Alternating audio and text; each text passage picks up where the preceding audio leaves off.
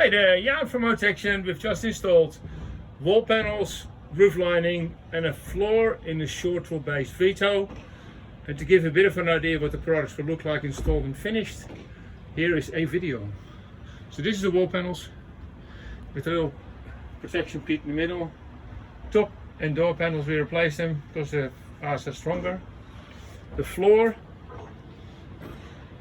tie-down flush, cut very neatly around the seats. I'm going to show you that in a minute. And then our roof lining in two pieces. How cool is that? Let me show you the side.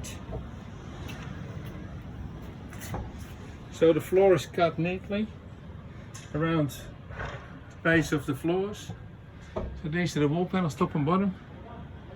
And then you've got the roof lining. It goes in with large with plugs, some rivets and some little screws at the back.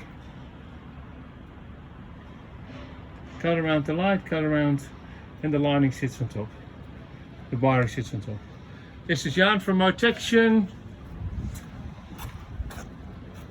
If you have any questions and queries, give us a call regarding our products. Thank you.